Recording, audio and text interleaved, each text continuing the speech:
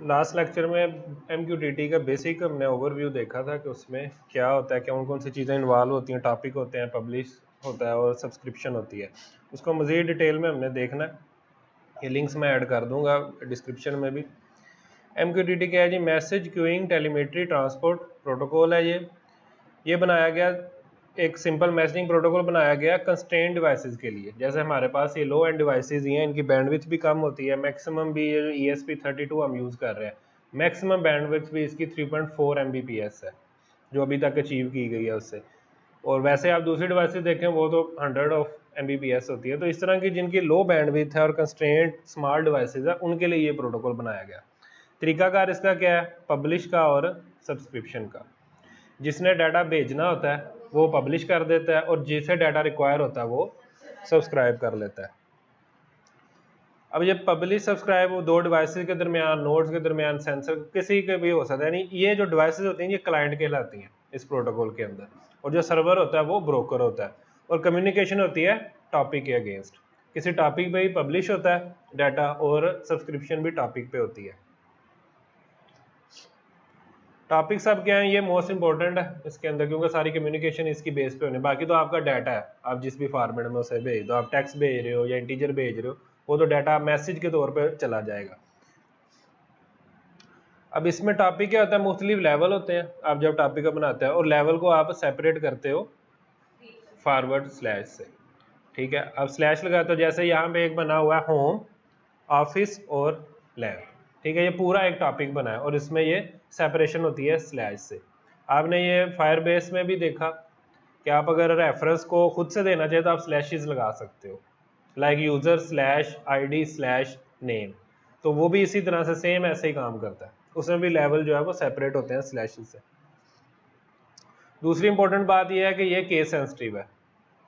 जैसे यहाँ पे दिया गया है, यहाँ पे L और A का फर्क है। यहाँ पे L कैपिटल है तो ये बराबर नहीं है, ये दोनों टॉपिक डिफरेंट है।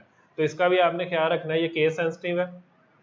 अगर आपने गलती से भी कोई स्पेल मिस्टेक करते हैं तो फिर ये वर्क नहीं करेगा उस टॉपिक के साथ। ये एक बेसिक सा एक तरीकाकार है लाइट को, ये एक सिंपल जैसे होम ऑटोमेशन में आप करते हैं कि आप लाइट ऑन ऑफ करवाते हैं। तो इसमें सिंपली क्या है कि एक MQTT क्लाइंट है, वो कोई भी डिवाइस हो सकती है, वो आपका फ़ोन हो सकता है, अनदर डिवाइस हो सकती है, लाइक उस पर सिंपल एक बटन हो, उस बटन से आप उसको ऑन ऑफ करवा सकते हैं। वो पब्लिश करता है एक मैसेज ऑन या ऑफ का। किस टॉपिक पे कर रहा है? Home slash office slash lab. और उसके बाद इस जो ESP32 ये डिवाइस है, इसने सब्सक्राइब किया हुआ है उसी टॉपिक को और इस डिवाइस में पब्लिश कर दिया उसी टॉपिक पे, तो उसे वो मैसेज मिल जाएगा ऑन का या ऑफ का। ऑन मिलेगा तो वो स्लाइड को ऑन, ये लॉजिक भी ज़ाहिर है हमने लिखी होती है उसके अंदर के ऑन 1 0 भी हो सकता है, 1 या 0 भी भेजा जा सकता है, या ऑन ऑफ भेजा जा सकता है। जो भी लॉजिक आप लिख दे तो उसके अगेंस्ट ही कोई एक्शन हो जाएगा।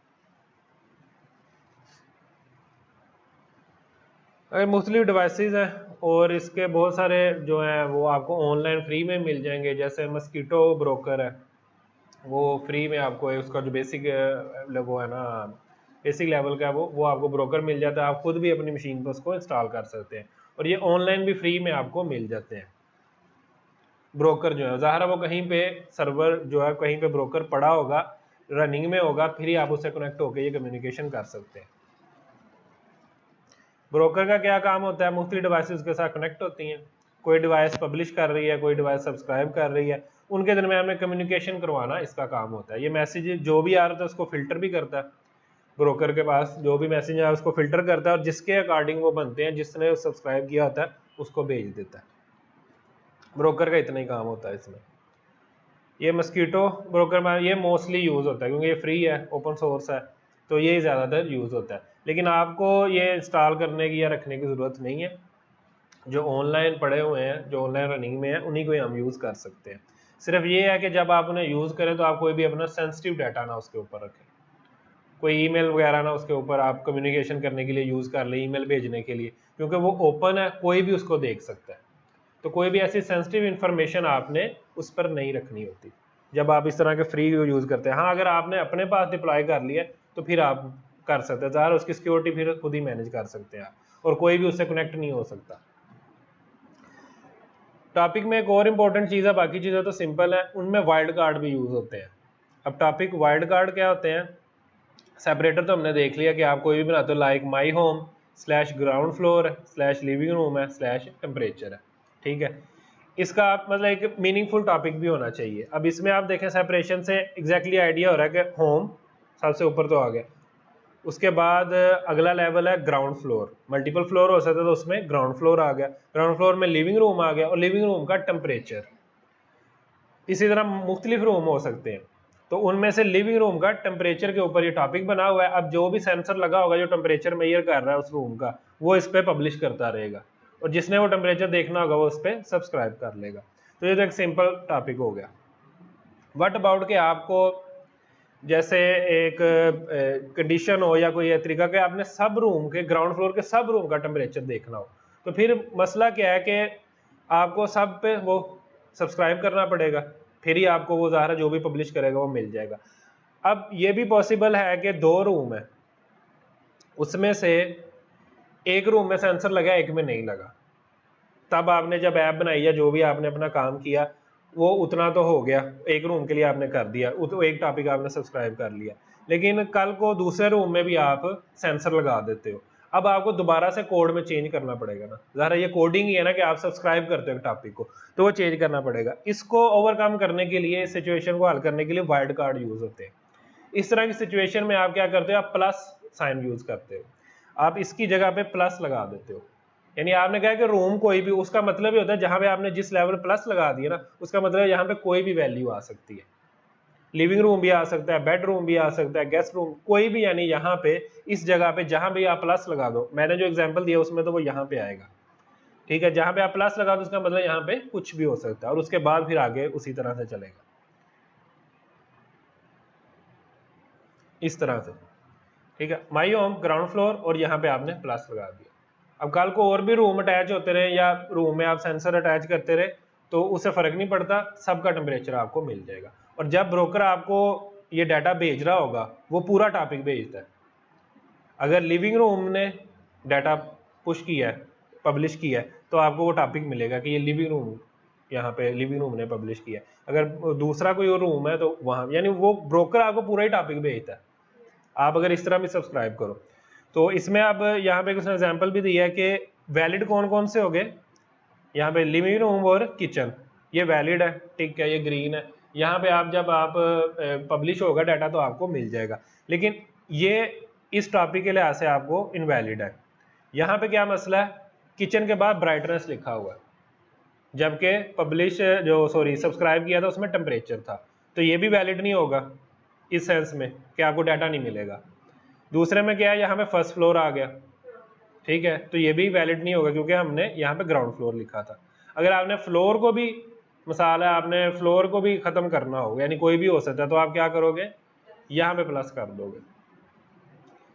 और यहाँ पे क्या है जी, ग्राउंड फ्लोर है, किचन है, उसके बाद फ्रिज और फिर टेम्परेचर, तो इसमें एक और लेवल ऐड हो गया, तो ये भी ज़ाहिर है उस टॉपिक को मैच नहीं करेगा।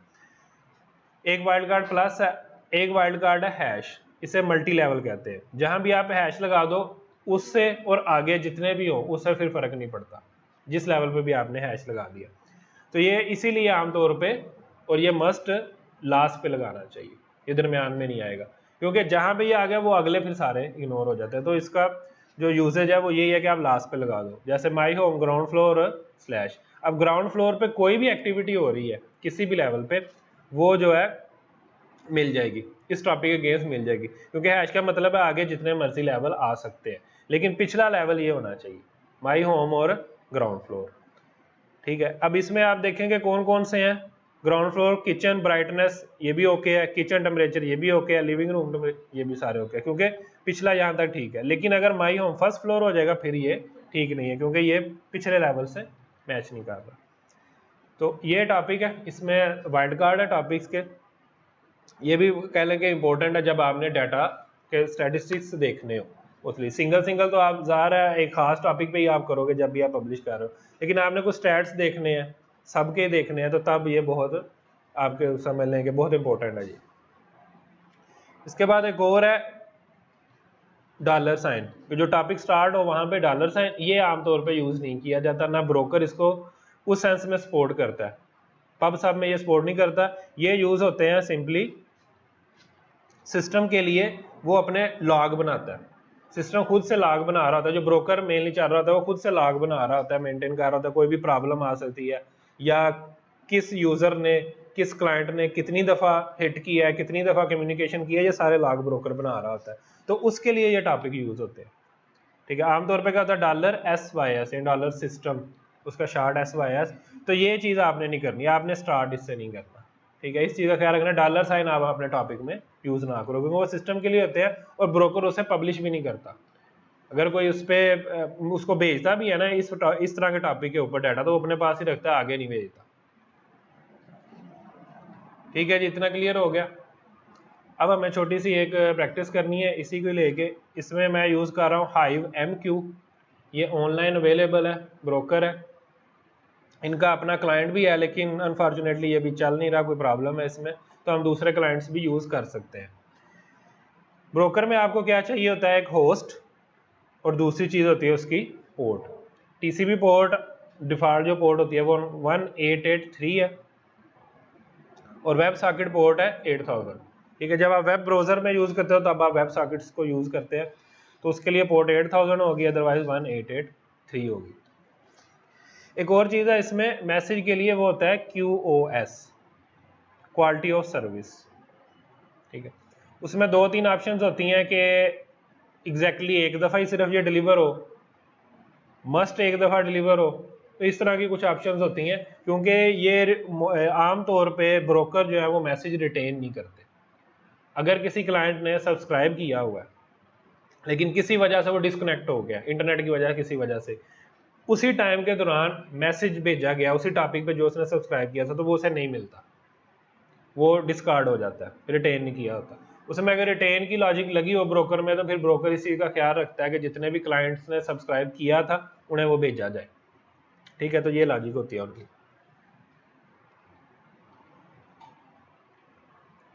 इसके लिए मैं यूज़ कर रहा हूँ MQTT बॉक्स, ये एक इसके एक्सटेंशन ही है जो ब्राउज़र की, इसकी क्रोम की। और जब हम इसे लॉन्च करते हैं तो ये एक अलग से एप्लीकेशन की तरह ये ओपन हो जाता है। ये क्लाइंट आप कोई भी नेम दे के क्लाइंट क्रिएट कर सकते हैं, ठीक है। यहाँ पे लाइक मैं दे देता हूँ room1, कोई भी आप इसका नाम दे दें। प्रोटोकॉल हम TCP यूज़ करेंगे, MQTT TCP, और यहाँ पे आपको पोर्ट और होस्ट बताना होगा। हमारे पास क्या है, ये हमारा ब्रोकर का होस्ट है ये हमारे पास, और पोर्ट क्या है 1883, और होस्ट और पोर्ट कॉलन सेपरेटेड लिखी जाती है, ठीक है। ये आपका होस्ट आ गया, कॉलन, और इसके बाद आप पोर्ट लिखते हो 1883। कुछ ऐसे भी होते हैं जिनमें वो अलग से आपसे पोर्ट की ऑप्शन ही अलग होती है, कुछ क्लाइंट ऐसे होते हैं जिनमें पोर्ट वो अलग से मांगता है और वो फिर खुद ही इनको अटैच कर लेता है। तो अगर पोर्ट अलग हो तो आप उसमें लिख दो, अगर सिर्फ एक ही फील्ड आपके पास हो तो आपको साथ ही कॉलम लगा के लिखनी होती है। और इसको आप सेव कर लें तो ये कनेक्ट हो गया। अगर ये कनेक्ट नहीं होगा किसी वजह से, यहाँ पे आ जाएगा, एरर आ जाएगा, ये रेड में हो जाएगा, लेकिन ये कनेक्ट हो गया उसके साथ। अब ये क्लाइंट किसी भी टॉपिक पे सब्सक्राइब कर सकता है और खुद से पब्लिश भी कर सकता है, दोनों ऑप्शन आपके पास है यहाँ पे। और ये QoS है, 3 होते हैं, 0, 1 और 2, ऑलमोस्ट वंस, एटलीस्ट वंस और एग्जैक्टली वंस, ठीक है। ये क्वालिटी ऑफ सर्विस है कि आप क्या चाहते हो। 2 जो आप कहते हो एग्जैक्टली वंस के एक ही दफ़ा बस ये होगा, एटलीस्ट वंस इसमें मल्टीपल टाइम भी हो सकता है, लेकिन कम से कम एक दफ़ा तो लाजमी हो, ठीक है। और 0 जो सबसे कह लेंगे लो है।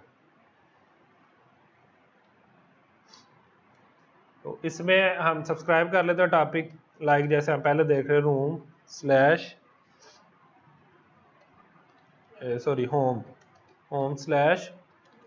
ग्राउंड स्लैश room1, ठीक है। इस तरह से इसको कर लें और आप सब्सक्राइब कर लें तो ये यहाँ पे आपको इस तरह शो हो जाएगा कि सब्सक्राइब। अब जो भी मैसेज आएगा यहाँ पे आपको शो हो जाएगा। उसके बाद आप फिर अगर आपने इस पर पब्लिश करना है, ये तो हमने बनाया ना सब्सक्रिप्शन का, तो इसको हम सब्सक्रिप्शन पे ही रहने देते हैं। यहाँ से एक न्यू क्लाइंट बनाते हैं, इसको मैं कह देता हूँ device1, इसको उसी तरह से TCP, और यहाँ पे हमें ब्रोकर बताना है, 1883 उसकी पोर्ट है और सेव।